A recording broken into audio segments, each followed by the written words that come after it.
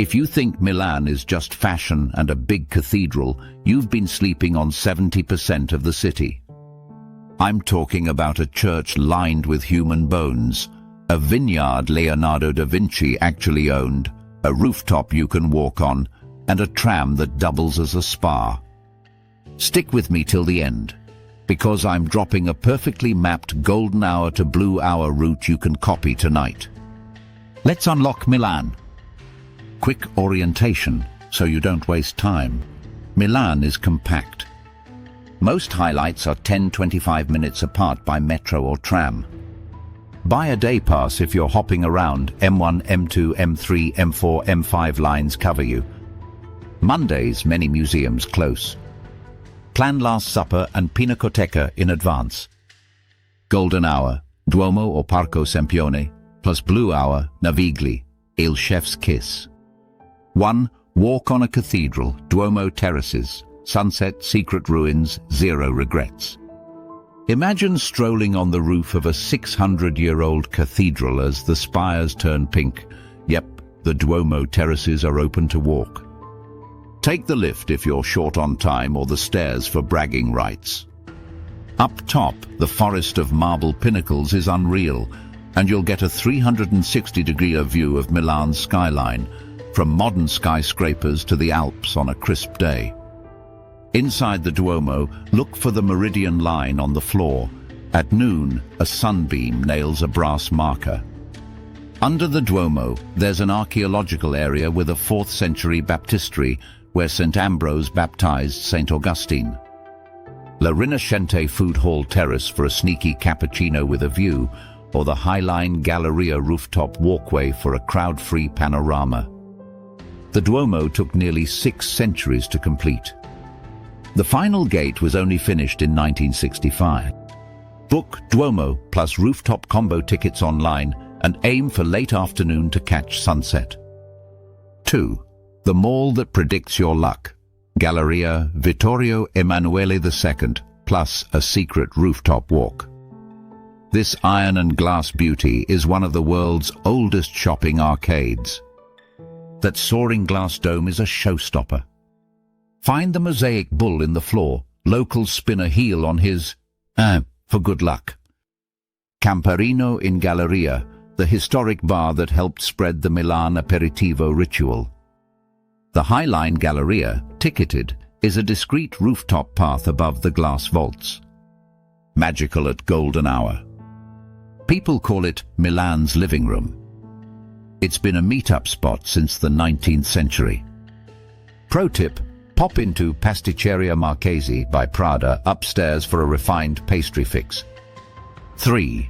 Teatro alla Scala and Amp. Its museum, gawk at the legends. La Scala isn't just for opera buffs. The museum lets you peek into the house itself, velvet boxes, chandeliers, the whole drama. If rehearsals are on, the atmosphere is electric. The statue of Leonardo da Vinci is in the square outside. Casa degli Omenoni, an odd little palace with menacing stone giants on its facade. Museo Poldi Pezzoli, an intimate house museum with Renaissance gems, armor, and timepieces. In the 1800s, La Scala's boxes were social hubs. People ate, drank, and chatted mid-performance. 4. The artsy village in the city, Brera, museum plus hidden garden. Brera feels like a small Italian town tucked into Milan, cobbled streets, studios, and cozy cafes. Pinacoteca di Brera, home to Caravaggio's supper at Emmaus and Piero della Francesca's Brera Madonna. Orto Botanico di Brera, a quiet botanical garden hidden behind the university. Total reset button. Santa Maria del Carmine Church for a peaceful pause. Via Fiori Chiari for browsing antiques. Brera's observatory once sent astronomers to install the Duomo's meridian line. Evening in Brera is lovely. Stop for a spritz and watch the street theatre roll by. 5. The impossible ticket.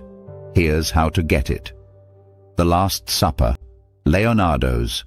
The Last Supper is in the refectory of Santa Maria delle Grazie. Tickets are in timed 15-minute slots and can sell out months ahead. If it's booked, try official resellers, guided tours, or check for last-minute releases. Stand back, breathe, and take in the scale. It's bigger than you think. Across the street, Leonardo's vineyard, Vigna di Leonardo, at Casa degli Atellani. Yes, he actually had a vineyard here. You can visit the garden and historic rooms. Two bombings destroyed much of the surrounding area, but the wall with the Last Supper survived. Book the earliest or latest slots for softer crowds. 6. Milan's secret, Sistine Chapel, San Maurizio al Monastero Maggiore. This church is wall-to-wall Renaissance frescoes by Bernardino Luini and his workshop. Two halves, one for nuns, one for the public, are separated by a screen, making the whole place feel like a sacred jewel box. The vibrant scenes along the choir take time to spot the tiny details. The archaeology museum next door sits on ancient Roman walls.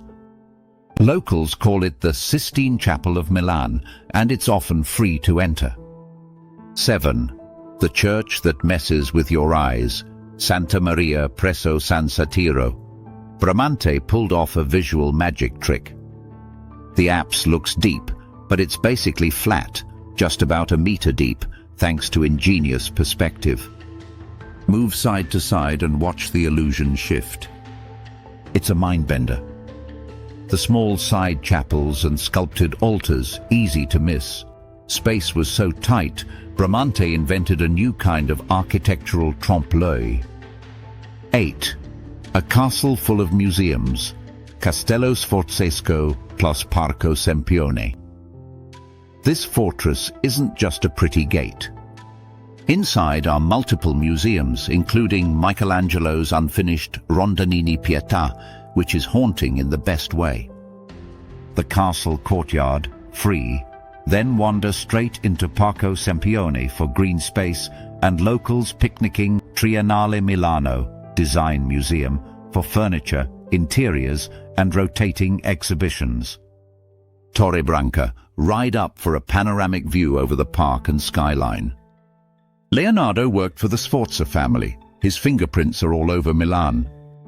Sunset at Arco della Pace, Peace Arch, on the park's far end is a vibe, then aperitivo along Corso Sempione. 9. The cemetery that feels like an open-air museum. Cimitero Monumentale. Don't let the word cemetery fool you. This place is an outdoor sculpture park, dramatic family tombs, ornate chapels, and the monumental Famedio Hall. The Campari family mausoleum with a sculpted Last Supper, a striking nod to Milanese history and craft. The map by the entrance helps you hunt down the wildest monuments fast. Many of Italy's luminaries rest here. Writers, industrialists, artists. Go early for soft light and quiet.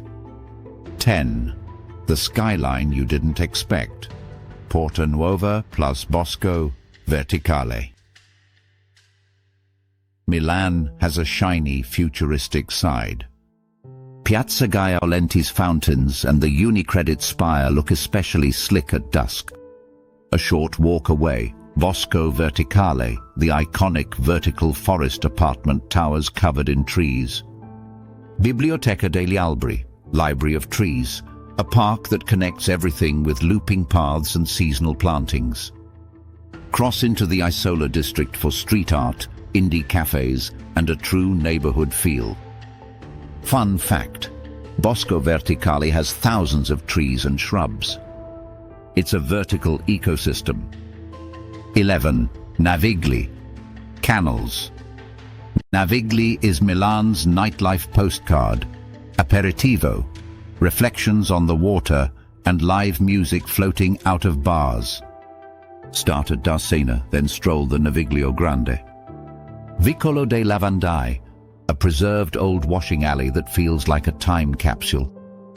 Church of San Cristoforo sul Naviglio for a peaceful brick-built pause at sunset. Zona Tortona, nearby for the design scene, Mudec, Museum of Cultures, and Armani silos. Leonardo helped design improvements to Milan's canal locks. Look for the Conca dell'Incoronata lock near Porta Nuova on another day. 12. Wes Anderson's Milan, Fondazione Prada, plus Bar Luce. This contemporary art space is spread across striking industrial buildings, some clad in gold leaf. Installations change, but the architecture alone is worth it. Bar Luce, designed by Wes Anderson. Pastel perfection with pinball machines and film set vibes. Climb the Torre for city views and a curated art experience floor by floor. The Complex by Omar Rem Koolhaas helped kickstart this district's transformation. 13. Art Nouveau Trail, plus Flamingos, Porta Venezia. Porta Venezia is a treasure for architecture lovers. Think curvy balconies and floral tiles. Casa Galimberti and Casa Guazzoni for insta-perfect facades. Villa Invernizzi. Peep through the fence to see pink flamingos strolling a private garden. Albergo Diurno Venezia, an underground 1920s bathhouse occasionally opened for tours. If it's open when you're here, go. Porta Venezia is also one of the city's liveliest multicultural dining areas. Come hungry. 14. Street food stroll, Chinatown on Via Paolo Sarpi, pedestrianized and delicious. You'll find hand-pulled noodles, dumpling spots, bakeries and bubble tea all along the strip. Fresh ravioli and wontons, fruit tea or soy sweets for dessert. Cut through to Parco Sempione afterward for a serene lap around the pond. This is Italy's largest Chinatown and a beloved local hangout, not just a tourist stop. 15. Eat like you live here. Milan food. You gotta try risotto alla Milanese, creamy saffron risotto, often paired with osso buco. Cotoletta alla Milanese, a bone-in veal cutlet, golden and glorious. Mondaghili, Milanese meatballs, often made with leftover roast. Panzerotti at Luini near the Duomo, fried gooey pockets, lines move fast, worth it.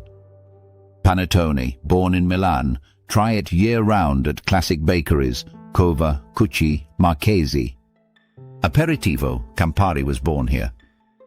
Camparino pours a mean classic. For cocktail history, hit Bar Basso, where the Negroni Sbagliato was invented in the 1970s. Coffee, stand at the bar for 1 to 2 espresso. For spectacle, the Starbucks Reserve Roastery at Corduccio is a stunning working roastery in a historic post office. Many restaurants close after lunch and reopen for dinner around 7:30 p.m. Book dinner on weekends. 16. The cheapest city tour, vintage tram ride hop on historic Tram 1 for a wooden seat ride past some of Milan's great hits. It rattles by the Duomo area, La Scala, and up toward Monumentale. Sit by the window for street-level sightseeing. Tram 10 and 19 also give you excellent slices of the city, great when your feet need a break. Milan's tram network dates to the 19th century and is still one of Europe's most extensive. 17. Oddities and Amp, off the path for when you want the unexpected.